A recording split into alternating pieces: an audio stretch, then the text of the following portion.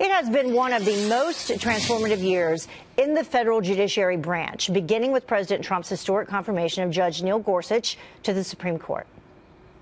I have always felt that after the defense of our nation, the most important decision a president of the United States can make is the appointment of a Supreme Court justice.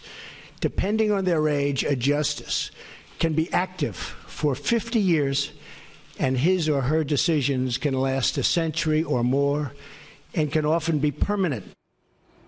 The White House now moving at record speed to move vacancies on the lower federal courts, a surefire way for President Trump to cement his legacy. So what can we expect next year?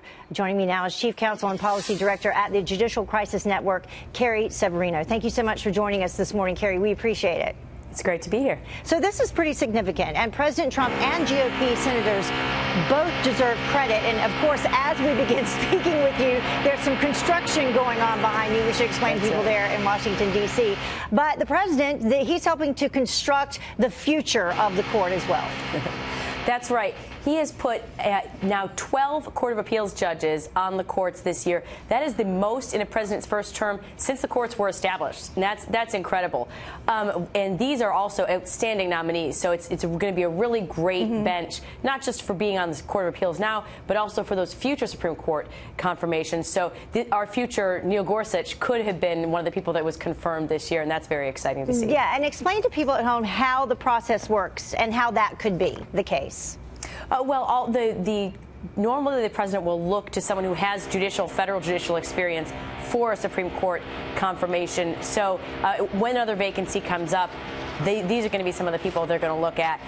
But also, 99% plus of cases are decided and end at the Court of Appeals level. So the Supreme Court doesn't fix everything they do. You need to have great people in these positions. That's why it's so good to see this group just outstanding. They're people who've been on their own state Supreme Courts, who have taught at leading law schools, have been at some of the top law firms in the country.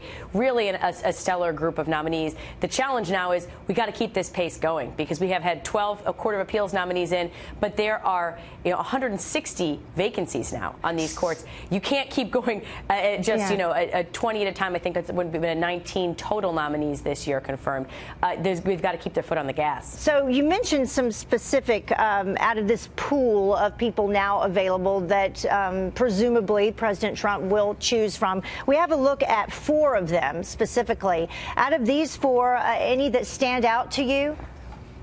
And we can put those up on the screen, I believe. We have Judge Amol Thapar, who then we have Judge Thomas Hardiman. We have Judge Joan Larson and Judge Diane Sykes as well.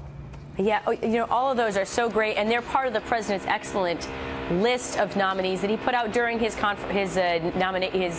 nomination to be president. And those names, they show you some of the diversity. You've got Judge Amol Thapar, who was the first South Asian on his Court of Appeals. Justice Joan Larson of the Michigan Supreme Court, again, one of those state Supreme Court justices, now a federal judge. Judge Diane Sykes, who for a long time has been recognized as someone who is, a leading conservative jurist, and then Judge Hardiman, who sounds like was one of the finalists for this spot. So I think any of those would be excellent choices if another vacancy were to open up in the Supreme Court. All right. Thank you so much for joining us, Carrie. We apologize for the construction there, but you powered through it. We appreciate it very much. Thanks. Have a great day.